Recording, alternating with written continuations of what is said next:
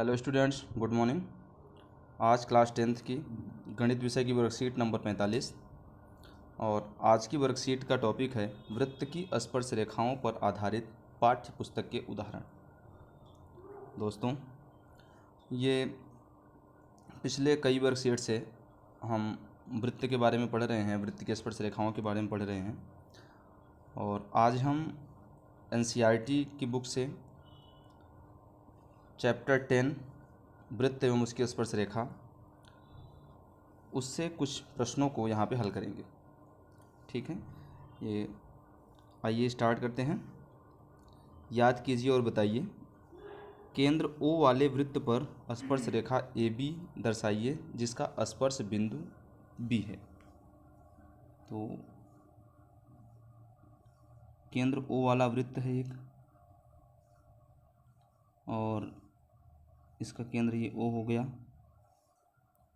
स्पर्श रेखा AB जिसका स्पर्श बिंदु B, तो ये AB हमारी स्पर्श रेखा हो गई, AB और ये B हमारा स्पर्श बिंदु। ठीक है, ओके। दूसरा क्वेश्चन करते हैं। किसी वृत्त की स्पर्श रेखा उसकी छेदक रेखा के समानांतर हो सकती है, सत्य या असत्य हमें बताना है। किसी वृत्त की स्पर्श रेखा उसकी छेदक रेखा, अब हम इसको चित्र के द्वारा ही समझ लेते हैं। ये एक वृत्त है और ये मान लो हमारी वृत्त की स्पर्श रेखा है और यहाँ से हम बहुत सारी छेदक रेखाएं भी इसके समानांतर खींच सकते हैं। तो बिल्कुल ये सत्य है कि वृत्त की जो स्पर्श रेखा है वो छेदक रेखा के भी समांतर हो सकती है, ऐसा कुछ नहीं है ना, समांतर हो सकती है। ये हमारी छेदक रेखाएं हैं। AB मान लो हमारी वृत्त की स्पर्श रेखा है और ये PQ LM NS RT, ये ढेर सारी हमारी छेदक रेखाएं बन रही हैं। तो वृत्त की स्पर्श रेखा छेदक रेखा के समांतर हो सकती है, सत्य है ये। नेक्स्ट, वृत्त के किसी बिंदु पर स्पर्श रेखा स्पर्श बिंदु से गुजरती हुई, वृत्त के किसी बिंदु पर स्पर्श रेखा स्पर्श बिंदु से गुजरती हुई त्रिज्या पर लंब होती है। ठीक है, तो तीसरे में हमारा आ जाएगा त्रिज्या। थर्ड क्वेश्चन में ये फिल इन द ब्लैंक्स में त्रिज्या हमारा भरा जाएगा। ठीक है, और फोर्थ है, किसी वृत्त के बाह्य बिंदु से खींची गई स्पर्श रेखाओं की, किसी वृत्त के बाह्य बिंदु से खींची गई स्पर्श रेखाओं की युग्म समान होती हैं। स्पर्श रेखाओं का युग्म मतलब जोड़ा, क्योंकि एक बाह्य बिंदु से हम दो स्पर्श रेखाएं खींचते हैं तो जो स्पर्श रेखाओं का युग्म है वो दोनों समान होती हैं। ठीक है, या यूँ कहें रेखाओं की लंबाई समान होती है, ये भी हम डाल सकते हैं यहाँ पर हम। ठीक है, स्पर्श रेखाओं की लंबाई समान होती है, यहाँ पर हम युग्म भी फिल कर सकते हैं और लंबाई भी फिल कर सकते हैं। लंबाई समान होती है। ठीक है, किसी वृत्त के एक बाह्य बिंदु से खींची गई स्पर्श रेखाओं की युग्म समान होती है या लंबाई समान होती है। ओके, तो आइए हम अब प्रश्नों को करते हैं। पहला प्रश्न है, उदाहरण के प्रश्न है ये, सिद्ध कीजिए कि दो सकेंद्रीय वृत्तों में बड़े वृत्त की जीवा छोटे वृत्त को स्पर्श करती है, स्पर्श बिंदु पर समद्विभाजित करती है। सिद्ध कीजिए दो सकेंद्रीय वृत्तों में बड़े वृत्त की जीवा छोटे वृत्त को स्पर्श करती है, स्पर्श बिंदु पर समद्विभाजित होती है। यहाँ पर ये देखिएगा कि केंद्र O वाला एक वृत्त है, दो सकेंद्रीय वृत्त हैं C1 और C2। ठीक है, जिनके केंद्र O हैं। सकेंद्रीय वृत्त का हमारा वही मतलब होता है कि ऐसे दो वृत्त जिनके केंद्र सेम हों वो सकेंद्रीय वृत्त होते हैं। ठीक है, तो दो सकेंद्रीय वृत्त C1 और C2 जिनकी त्रिज्या O है और बड़े वृत्त की जीवा AB जो छोटे वृत्त को, ये बड़े वाले वृत्त की जीवा देखिएगा AB है जो कि छोटे वृत्त को P बिंदु पर स्पर्श करती है। ठीक है, यहाँ से देखिएगा P बिंदु पर स्पर्श कर रही है और हमें सिद्ध करना है। यहाँ प्रश्न से समझिएगा कि सिद्ध करना है क्या, कि स्पर्श बिंदु पर समद्विभाजित होती है। जो जीवा है समद्विभाजित मतलब ये जीवा AP PB ए बी हमारी जीवा है तो ए पी बराबर होना चाहिए पी बी के, तभी समद्विभाजित होगी। और एक रचना कर रहे हैं यहाँ पे हम, ओ से पी को मिलाया, ठीक है, तो ए रचना हो गई हमारी। अब उत्पत्ति देखिए, उत्पत्ति में क्या कह रहा है, ए बी वृत्त सी टू के स्पर्श बिंदु पी पर स्पर्श रेखा है, ओ पी त्रिज्या है। बिल्कुल, ए बी जो है, जो छोटा वाला वृत्त है उसके लिए स्पर्श रेखा है, और पी स्पर्श बिंदु हो गया, ओ पी हमारी त्रिज्या हो गई। और हमारा पहला प्रमेय देखिएगा क्या है कि वृत्त के किसी बिंदु पर स्पर्श रेखा स्पर्श बिंदु से जाने वाली त्रिज्या पर लंब होती है, ठीक है। तो यहाँ से हमें क्या मिल गया कि ओ पी लंब है ए बी पर, प्रमेय के द्वारा, ठीक है, जो प्रमेय है प्रमेय के अकॉर्डिंग ओ पी लंब है ए बी पर। आगे ए बी वृत्त सी वन की जीवा है और ओ पी लंब है ए बी पर, ठीक है। ए बी जो वृत्त सी वन यानी बड़ा वाले वृत्त की जीवा है और त्रिज्या ओ पी लंब है ए बी पर। तो चूंकि ओ पी जीवा ए बी को समद्विभाजित करती है, केंद्र से जीवा पर खींचा गया लंब समद्विभाजित करता है, अतः ए पी बराबर बी पी। अब ये एक और थ्योरम हमने पिछले वर्कशीट में किया हुआ था शायद, या इससे पहले वाली वर्कशीट में रहा होगा। उसमें यह था कि केंद्र से जीवा पर डाला गया लंब जीवा को समद्विभाजित करता है, ठीक है। तो अब उस थ्योरम का हम उपयोग कर रहे हैं यहाँ पे, केंद्र से जीवा पर डाला गया लंब जीवा को समद्विभाजित करता है, ये एक थ्योरम था, इसको हमने प्रूव भी किया था, है ना। तो ओ पी जो कि ओ पी जीवा ए बी को समद्विभाजित करती है, हाँ, ये उसी थ्योरम के अकॉर्डिंग हो रहा है, क्योंकि ओ पी जो है वो ए बी पर लंब है और ये केंद्र से भी आ रहा है, ठीक है। ओ पी लंब ए बी पर है, वो क्या कहते हैं, दूसरे वृत्त की स्पर्श रेखा द्वारा भी प्रूव हो रहा है ये बात, ठीक। तो यहाँ से यह निष्कर्ष निकलता है उस प्रमेय का हम जब फॉलो करते हैं कि केंद्र से जीवा पर डाला गया लंब जीवा को समद्विभाजित करता है, ये थ्योरम, तो ओ पी जीवा को समद्विभाजित कर रहा है और A P equal to B P, ये प्रूव हो जाता है, ठीक है। आइए अब हम दूसरा थ्योरम देखते हैं, दूसरा उदाहरण देखते हैं। इस उदाहरण में है कि केंद्र ओ वाले वृत्त पर बाह्य बिंदु टी से दो स्पर्श रेखाएं टी पी और टी क्यू खींची गई हैं, सिद्ध करना है एंगल पी टी क्यू बराबर 2 एंगल ओ पी क्यू। ये चित्र को समझिएगा कि केंद्र ओ वाले वृत्त पर बाह्य बिंदु टी से, ये टी बिंदु है इधर, और टी से दो स्पर्श रेखाएं खींची गई हैं, सिद्ध करना है कि एंगल पी टी क्यू, ये angle equal to 2 angle O P Q, इसके डबल के बराबर है, ठीक है। तो आइए सिद्ध करते हैं इसको। यहाँ पर प्रमेय 10.2 का यूज किया जा रहा है। प्रमेय 10.2 क्या कहता है, किसी वृत्त के बाह्य बिंदु से खींची गई स्पर्श रेखाओं की लंबाई बराबर होती है ना। बाह्य बिंदु से खींची गई स्पर्श रेखाओं की लंबाई बराबर होती है, तो उस थ्योरम के अकॉर्डिंग ये हमारा पी टी इक्वल हो जाएगा क्यू टी के, ठीक है।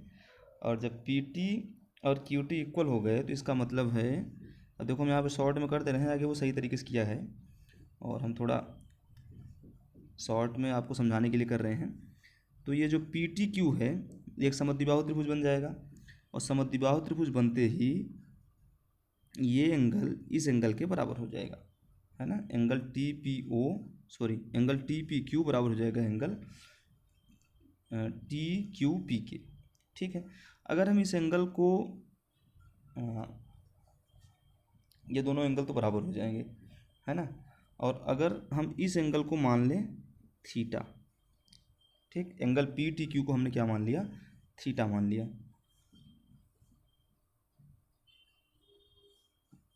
एंगल पी टी क्यू को जैसे हमने थीटा मान लिया, तो ये दोनों एंगल जो हैं इसको हम x ले लें तो ये वाला भी x हो जाएगा थोड़ी देर के लिए। तो आप देखिएगा x plus theta equal to 180 degree, ठीक है। तो यहाँ से मिलेगा हमें 2x equal to 180 minus theta and x equal to, to इधर से दोनों में डिवाइड करवा देंगे तो 90 माइनस थीटा बाई में 2। ठीक है, एक्स की वैल्यू आ गई। अब आप देखिएगा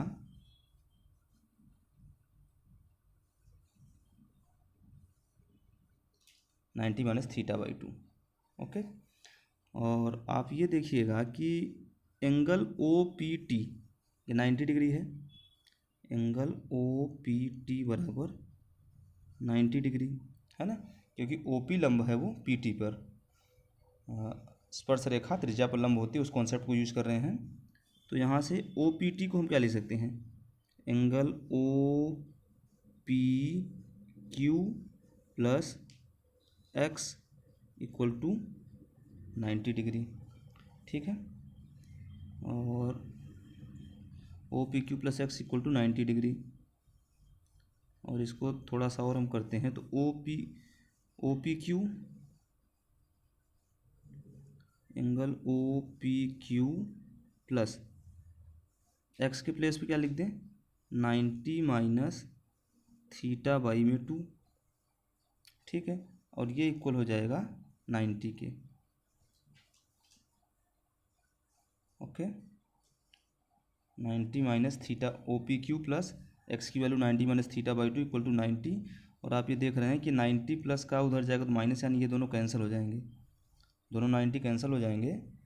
तो थोड़ा सा इसको हटाते हैं, जब आप इसको नोट करके देखिएगा तो हमारा आ जाएगा O P Q minus theta by 2 equal to 0, है ना।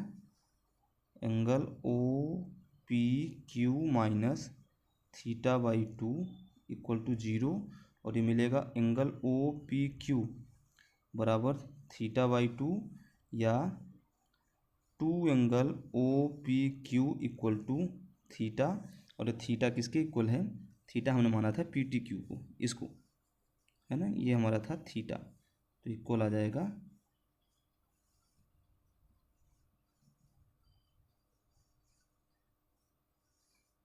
ये एंगल आ जाएगा एंगल पी टी क्यू। ठीक है, ये तो हमने आपको समझाने के लिए किया, बाकी इसका जो अच्छे तरीके से इस वर्कशीट में भी इसको हल किया है, आप इसको भी देख सकते हैं। ठीक है, ये देखिए दिया है बाह्य बिंदु टी से के स्पर्श रेखाएं टी पी और टी क्यू, स्पर्श बिंदु पी और क्यू सिद्ध करना है ये चीज़, एंगल पी टी क्यू बराबर 2 एंगल ओ पी क्यू, और एंगल पी टी क्यू को थीटा इसने रिलेट किया है T P equal to T Q प्रमेय के द्वारा, और टी पी की एक समद्विबाहु त्रिभुज है, जो भी हमने किया था उसी कॉन्सेप्ट को यूज़ कर रहा है। एंगल टी पी क्यू बराबर एंगल टी क्यू पी बराबर 1/2 180 माइनस थीटा और 90 माइनस थीटा बाई 2। ठीक है, और प्रमेय 10.1 के द्वारा angle O P Q equal to angle O P T minus angle T P Q 90 minus. ठीक है, तो ये प्रूव हो गया। अब ये थर्ड एग्जाम्पल देखते हैं। थर्ड एग्जाम्पल है कि 5 सेंटीमीटर त्रिज्या की एक वृत्त की 8 सेंटीमीटर लंबी जीवा है। पी और क्यू परस्पर से रेखाएं बिंदु टी पर प्रतिच्छेद करती हैं, तो टी पी की लंबाई ज्ञात करो। अब देखिएगा ये वृत्त की त्रिज्या 5 सेंटीमीटर और 8 सेंटीमीटर लंबी एक जीवा है। ओके, ये 8 सेंटीमीटर की जीवा है पी क्यू। पी क्यू जीवा 8 सेंटीमीटर और त्रिज्या है ओ पी 5 सेंटीमीटर। ठीक है, आगे क्या कह रहा है कि पी और क्यू पर स्पर्श रेखाएं परस्पर एक बिंदु टी पर प्रतिच्छेद करती हैं। पी और क्यू पर स्पर्श रेखाएं खींची गई टी पर प्रतिच्छेद कर रही हैं। ठीक है, तो टी पी की लंबाई हमें फाइंड करनी है। टी पी यानी स्पर्श रेखा की हमें लंबाई ज्ञात करनी है। चलिए देखते हैं। तो अब यहाँ पे देखिए एक रचना की गई है, ओ टी को मिलाएं, ओ से टी को मिला दिया गया ताकि पी क्यू को बिंदु आर पर प्रतिच्छेद करें। हाँ, अब ये ओ टी को मिलाने पर पी क्यू को आर पर प्रतिच्छेद कर रहा है। अब त्रिभुज टी पी क्यू एक समद्विबाहु त्रिभुज है और टी ओ कोण पी टी क्यू का कोण अर्धक है। ओके, टी ओ रेखा कोण पी टी क्यू का अर्धक है, ये कोण इस कोण के बराबर हो जाएगा, ये हमने पहले भी प्रूव किया हुआ है। ठीक, अतः O T perpendicular P Q, O T जो है वो परपेंडिकुलर है पी क्यू के, और ओ टी पी क्यू का समद्विभाजक है। ओ टी पी क्यू को समद्विभाजित कर रहा है। हाँ, तो ये देखिएगा, क्योंकि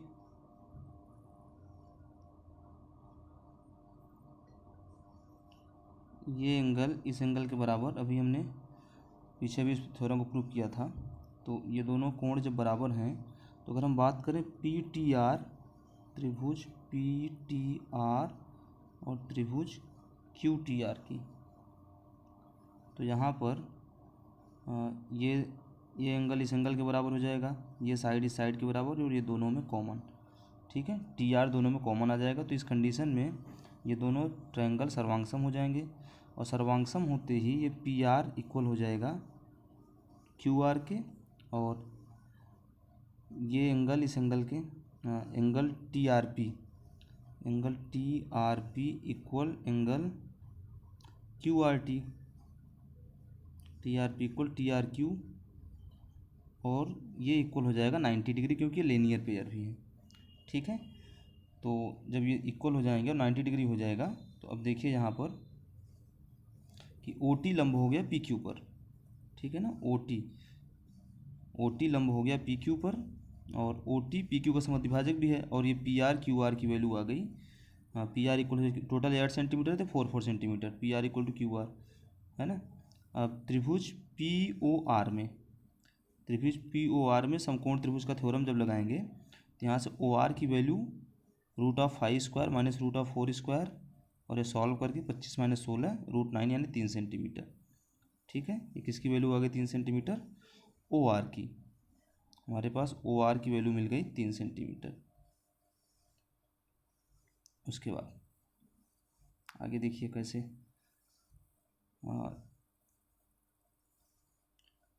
त्रिभुज टी पी आर प्लस त्रिभुज आर पी ओ बराबर 90 degree, T P R plus R P O 90 degree, okay, and angle T P R plus angle P T R, T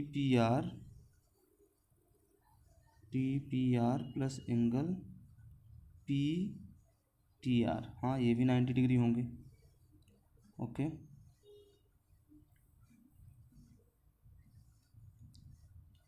तो अब यहाँ से क्योंकि टी पी आर दोनों में common आ रहा है, अतः एंगल आर पी ओ बराबर angle P T R, angle R P O equal angle P T are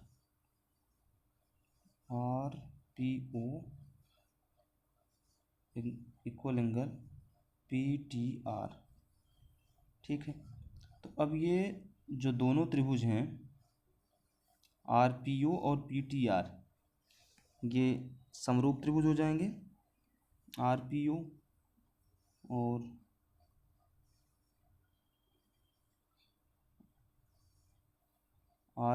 और ये पी टी आर, ये दोनों समरूप त्रिभुज हो जाएंगे।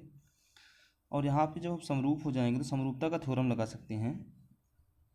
पी टी आर इक्वल हो रहा है आर पी ओ के, ये इसके इक्वल हो गया, और एक एक एंगल पहले से इक्वल है, ये 90 के, है ना। तो अगर हम यहाँ पर समरूपता का कॉन्सेप्ट लगा दें, तो समरूपता के कॉन्सेप्ट से 90 डिग्री के अपोजिट साइड क्या है? पी टी डिवाइड में यहाँ पे क्या होगा? पी ओ, और ये इक्वल हो जाएगा पी आर डिवाइड में ओ आर, है ना। अब इनकी वैल्यू पुट कर दें तो पी टी डिवाइड में पी ओ, की वैल्यू है 5, और पी आर की वैल्यू हमारी क्या 4 है, और डिवाइड में आर ओ कितनी है 3, और यहाँ से हमारी पी टी की वैल्यू आ गई 20/3, यानी स्पर्श रेखा की लंबाई 20/3 हो जाएगी, ओके। तो अब ये आगे इसमें देखिए, ऐसे भी इसको भी सॉल्व किया है, angle T R P similar to angle P R O, A समरूपता से, और ये बिल्कुल उसी कॉन्सेप्ट को यूज़ किया है, तो टी पी हमारी 20/3 सेंटीमीटर आ गई, ठीक है। तो आइए अब कुछ प्रैक्टिस की क्वेश्चन करते हैं, स्वयं प्रयास कीजिए। उदाहरण 1, 2, 3 में प्रयोग की गई प्रमेय कथन सहित एवं कसौटियों की सूची बनाइए। अब यहाँ पर उदाहरण 1, उदाहरण 2 और उदाहरण 3 में जो तीनों प्रमेय कहे गए हैं, जो प्रमेय यूज किया गया है, उनका हमें स्टेटमेंट भी लिखना है और उसकी कसौटियाँ क्या होती है, कब वो अप्लीकेबल होती है, उसको हमें लिखना है। ठीक है, तो पहले उदाहरण में हमारा प्रमेय क्या था, वृत्त के किसी बिंदु पर स्पर्श रेखा स्पर्श बिंदु से जाने वाली त्रिज्या पर लंब होती है। ठीक, तो ये है एक, तो ये हो गया कि वृत्त के किसी बिंदु पर स्पर्श रेखा स्पर्श बिंदु से जाने वाली त्रिज्या पर लंब होती है। ठीक, और दूसरे उदाहरण में कौन सा प्रमेय है, दूसरा प्रमेय है, किसी वृत्त के एक बाह्य बिंदु से खींची गई स्पर्श रेखाओं की लंबाई समान होती है। ठीक है, किसी वृत्त के बाह्य बिंदु से खींची गई स्पर्श रेखाओं की लंबाई समान होती है। ये स्टेटमेंट कितने में, और तीसरे वृत्त में तीसरे उदाहरण में हमारा प्रमेय क्या यूज किया गया है, ए समरूपता प्रमेय, ये यूज किया गया है। हाँ, और इस समरूपता को, तो ए समरूपता प्रमेय के अनुसार यदि किसी त्रिभुज में दो भुजाएं अगर किसी त्रिभुज के दो कोण बराबर हों तो दोनों त्रिभुज समरूप होते हैं, है ना। किसी त्रिभुज के किन्हीं दो त्रिभुजों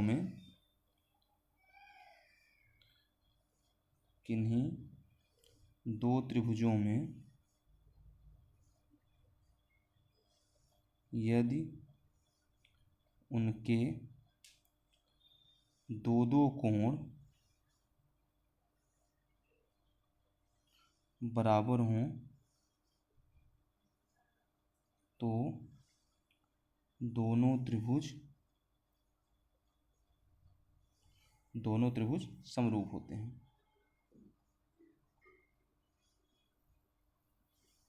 ठीक है, तो दोनों त्रिभुज समरूप होते हैं, ये समरूपता प्रमेय है ये। तो ये हो गया पहला एग्जाम्पल। दूसरा है कि एक बिंदु Q से किसी वृत्त की स्पर्श रेखा की लंबाई 24 सेंटीमीटर है और Q केंद्र से दूरी 25 सेंटीमीटर है, इस वृत्त की त्रिज्या होगी। एक बिंदु Q से वृत्त की स्पर्श रेखा की लंबाई 24 सेंटीमीटर, एक वृत्त है और यहाँ पर कोई बिंदु Q है, यह स्पर्श रेखा की लंबाई है 24 सेंटीमीटर और Q से केंद्र की दूरी 25, ये दूरी 25 है, केंद्र हमारा O है और ये Q हमने ले लिया और इसको हम P ले लेते हैं। तो वृत्त की त्रिज्या होगी, और वृत्त की त्रिज्या हम R अगर मान लें तो देखो आप यहाँ पर 90 डिग्री का एंगल बनेगा और पाइथागोरस का थ्योरम एप्लीकेबल हो जाएगा। उसके अनुसार 25 का स्क्वायर इक्वल टू 24 का square plus R square Pythagoras theorem से, और ये हो जाएगा हमारा 625 बराबर 576 प्लस R स्क्वायर। ठीक है, और ये मिलेगा हमारा R स्क्वायर इक्वल टू, ये माइनस करेंगे तो 49 और R इक्वल टू रूट में 49 दैट इक्वल टू 7। ठीक है, या R की वैल्यू आ गई हमारी 7, यानी त्रिज्या हो जाएगी 7 सेंटीमीटर। ये इक्वेशन था। सिद्ध कीजिए कि वृत्त के व्यास के अंतः बिंदुओं पर खींची गई स्पर्श रेखाएं परस्पर समांतर होती हैं। तो बेटा ध्यान दीजिए, ये वृत्त के व्यास है दोनों, एक वृत्त का व्यास है और दोनों साइड भी स्पर्श रेखाएं खींची गई हैं, TA और मतलब व्यास है हमारा AB और यहाँ से दोनों साइड में स्पर्श रेखाएं, ये दो स्पर्श रेखाएं खींची गई हैं, आप देख सकते हैं। अगर हम इसका और नाम दे दें, इसको हम इधर M कर दें और N कर दें, तो ये TM और PN दो स्पर्श रेखाएं खींची गई हैं। ठीक है, अब आगे देखते हैं हम कि TM और PN दो स्पर्श रेखाएं हैं। तो अब यहाँ पर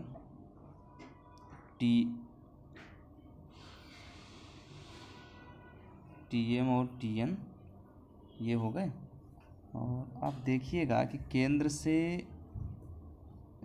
ये जो TM और PN हमारे स्पर्श रेखाएं हैं, A और B इनके स्पर्श बिंदु हैं, है ना।